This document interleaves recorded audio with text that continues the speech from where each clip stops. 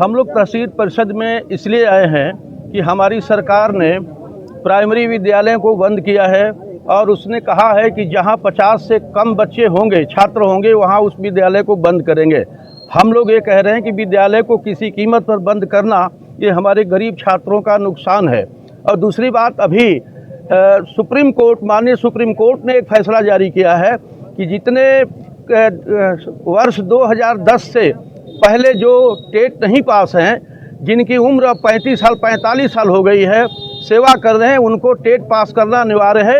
अगर वो TET pass नहीं करते हैं तो वो नौकरी से बाहर हो जाएंगे। हम इसके खिलाफ हम लोग हैं और यह मांग कर रहे हैं सरकार से कि हम किसी भी कीमत पर प्राइमरी विद्यालय को बंद नहीं करने देंगे, किसी भी कीमत पर हम शिक्षा का निजीकरण नहीं करने देंगे।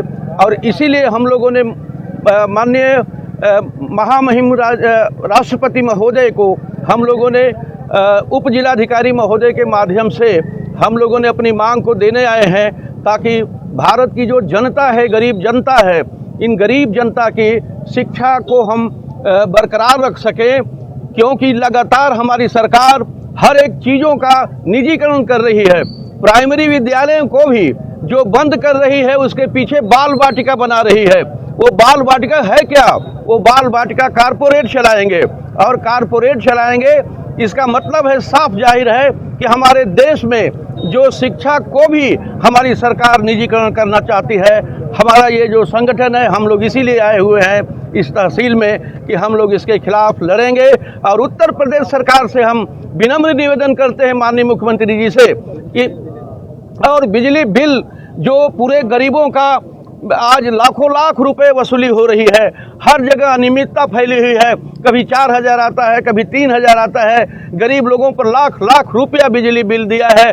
हम मांग करते हैं अपने राष्ट्रपति महोदय से कि इस बिजली बिल को पूरे प्रदेश और राष्ट्रीय स्तर पर आप फिक्स कर दीजिए, ताकि गरीबों का जो बिजली बिल जिस तरीके से आ रहा है उसको रोका जा सके। इन्हीं सब बिंदुओं को लेकर के आए हैं। और हमारे ज़िले में हम लोग जान रहे हैं कि हमारे जो गोंड और खरवार जाति है, जो एसटी जाति का प्रमाण पत्र नहीं बनाया जा रहा है, हम अपने उप जिलाधिकारी महोदय, डीएम महोदय और माननीय राष्ट्रपति महोदय को भी लिखा है कि यह बहुत अन्यायपूर्ण है कि समाज का एक कोई व्यक्ति, चाहे जिस कैटेगरी में आपको रखना है, उसको सर्टिफिकेट तो जारी करें, नहीं तो लोकतंत्र में उसका अधिकार छीन जाएगा। हम इन्हीं सब मांगों को लेकर के हम इस तहसील पर धरना देने आए हैं। और अभी मैं माननीय अपने जो श्रीमान अधिकारी, उप जिलाधिकारी अगर कहीं भी हो तो हम लोगों का पत्रक लेने के लिए यहाँ आ जाए। हम लोग यहाँ धरने पर बैठे हैं। आप सभी भाइयों का हम अभिवादन करते हैं कि आप लोग इस लड़ाई को साथ दीजिए, नहीं तो गरीबों की जो शिक्षा है छीन जाएगी। और यहाँ पूरे उच्च शिक्षा को भी निजीकरण करने का, अभी आपको एक नई बात बता दूं कि अभी सरकार ने जो गवर्नमेंट कॉलेज की जो ज़मीनें हैं, वो गवर्नमेंट कॉलेज की ज़मीनों को भी रिक्वायर करना चाहती है और प्लेयर मैदान बनाएगी। आखिर क्या ज़रूरत आ गई है कि सरकारी विद्यालयों की ज़मीनों को भी आप हड़प करके कारपोरेट को देंगे? अर्थात हम लोग यही समझ रहे हैं कि शिक्षा को भी हमारी सरकार निजीकरण करने की योजना बना रही है। इसके अलावा और कुछ नहीं है। मैं आपसे उदाहरण दे रहा हूँ। आज धरना होगा, ज्ञापन दिया जाएगा, ये धरना कब तक होगा? अभी हम धरना बैठेंगे और हमारा ज्ञापन लेने के लिए एसडीएम साहब जब आएंगे तो हम लोग उसके बाद अपना मीटिंग करेंगे, जनसभा करके अपने धरना को हम समाप्त करेंगे।